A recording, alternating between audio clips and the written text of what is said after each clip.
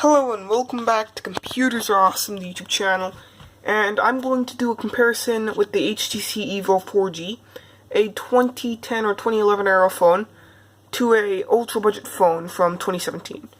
So this was a pretty good phone for its time. This one, it's just crappy.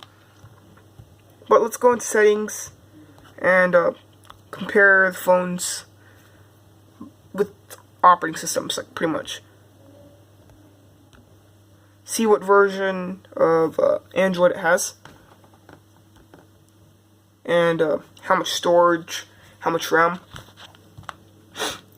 So let's go to About Phone. About Phone.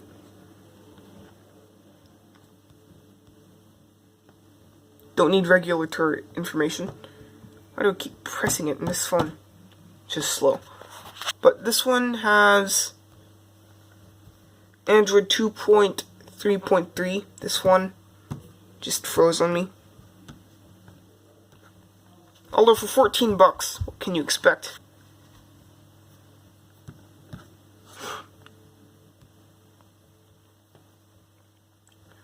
So it runs Android 4.4.4, the ultra budget phone in 2017, compared to a, let's just say, high-end or mid-end phone from 2010. So they both have pretty much the same displays with 480 by 854 pixels, I'm pretty sure, and a dual-core processor, which they both have. This one clocked at 1.1 gigahertz. This one either 1 gigahertz to 1.3 gigahertz. And they both have 512 megs of RAM. This one has 4 gigs of memory. This one has 1 gig of memory. So, yeah. There's in fact a pretty big difference with the operating systems, because this one still has the Android market. This one has the Play Store. But this one has a much nicer camera. So it has a front camera either at 1 megapixel to 1.3 megapixels, maybe VGA quality, I'm not sure. And the rear camera is at 8 megapixels with 2 LED flash lights. This one has no front camera and a 2 megapixel rear camera without flash. So yeah, this one's the obvious winner with cameras. And probably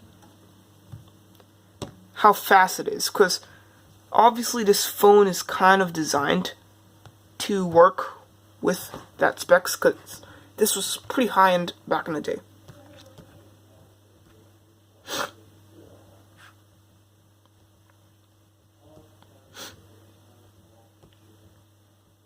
So yeah, pretty much I'm just browsing around the phone. So I'm going to show you the storage.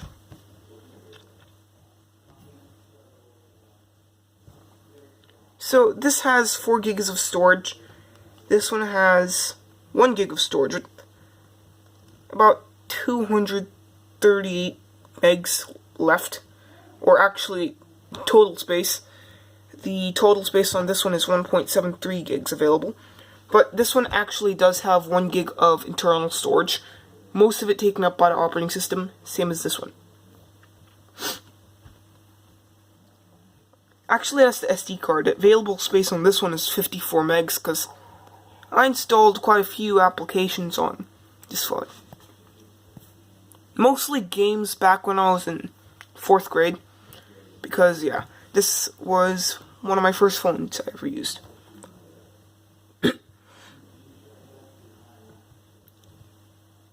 Yeah, I can't really see what else has, but they both do have 512 megs of memory, and they also don't have SIM cards. They both use CDMA, because CDMA does not need SD cards. This one does have mini HDMI though,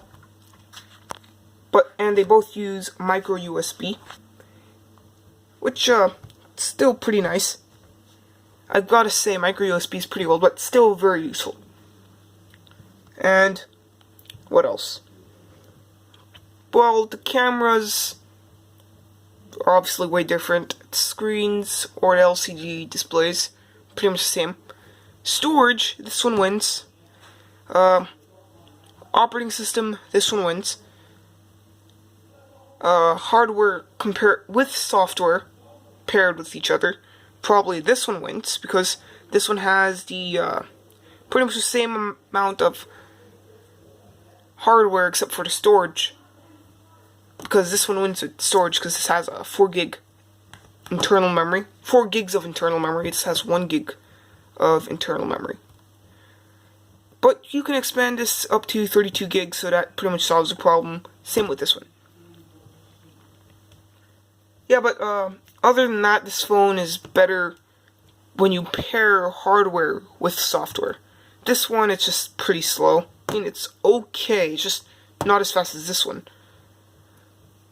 So there's only one good thing that's better than this. So, I have to say, $14 phone versus mid or high-end phone from 2010, or $14 phone from 2017, because I did not add 2017 in. If you compare them both together, this one should probably still win, unless you're going to use it. If you want to use a phone, I would use this one.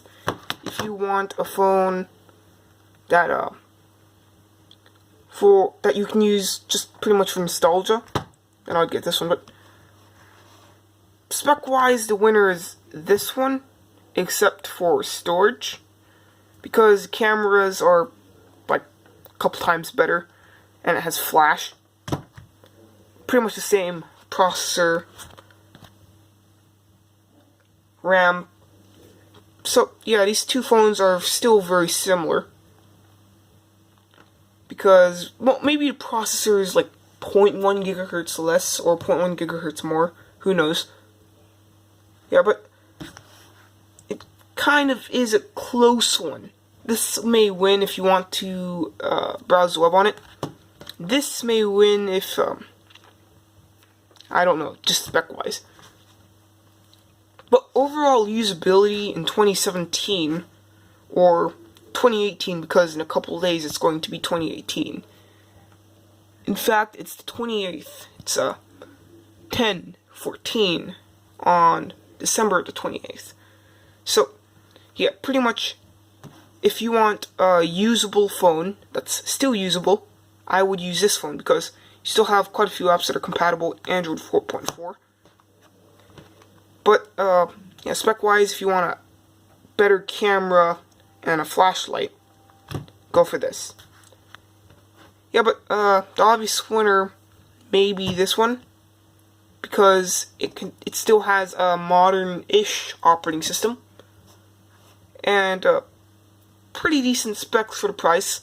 I wouldn't say they're decent at all, but, for the price of $14, what can you expect? So, this is the obvious winner.